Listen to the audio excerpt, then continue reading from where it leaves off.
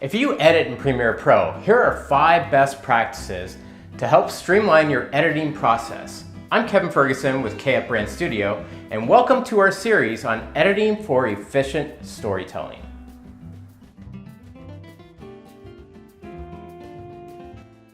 Hopping into my screen to demo this, and the first tip is to customize your workspace to help minimize clutter and maximize your time. So remove panels that you rarely use. You do this by clicking on these 3 lines. If you are missing any of the panels, you can add them in the Windows dropdown. Once you have your layout the way you like it, you can save it by going to Window, Workspace, and you have 2 options: Save changes to this workspace and Save as new workspace.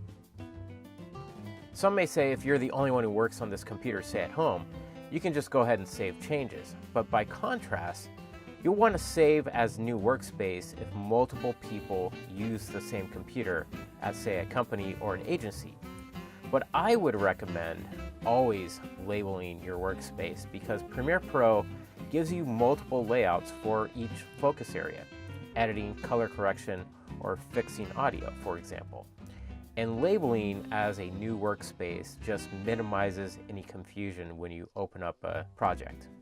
The second tip is to stay organized. As you see how my folders are laid out on my project panel, that's also how I label my folders on my hard drive as well. In fact, I can take my raw folders and just drag them into my project panel. Labeling your folders and footage is crucial for another reason as well. A client will come back 6 months or even years later and ask for a minor change. If everything is organized and labeled well, you or even another editor on your team can make the change easily without scouring through all your archived footage. So stay organized, makes things a lot easier, and it saves time. The third tip is to create and use presets. If you do some of the same actions over and over again, like color correction, zooms, and blur backgrounds to make text stand out, presets are very useful. For example, I have this photo I shot of classic cars in Cuba, and let's say I want to put the location at the start of the video. So I have my text here, Cuba, but to make sure that my text stands out, I may add a Gaussian blur, and to do that, I would go to the Effects panel, and if it's not in your workspace already, go to Window, Effects, and select it. Then in the Effects panel, type in Gaussian Blur and drag it onto the clip. Then go to the Effects control, scroll down to the Gaussian Blur, and increase the blurriness. I may do it at around 25 or 30%. And to save time in the future, I create this effect as a preset labeled Gaussian Blur 30%. The fourth tip is to create nesting sequences.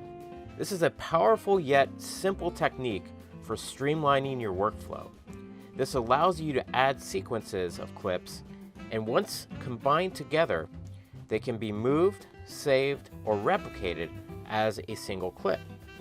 This is even more powerful if you have a sequence of clips that includes things such as green screen effects, audio, and graphics. But it doesn't have to be that complicated. It can be simply 2 clips if you want it to be.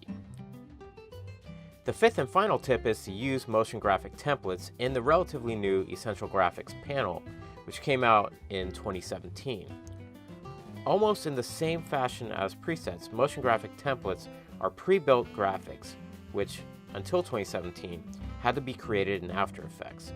But now the Essential Graphics panel comes with a number of motion graphic templates, or MOGRs, for you to use in Premiere Pro without needing to go into After Effects. And there you have it, 5 Premiere Pro editing best practices. I'm Kevin Ferguson with KF Brand Studios. If you found this video helpful, be sure to give it a like, leave a comment below, and subscribe to our channel so you don't miss any updates. Happy editing!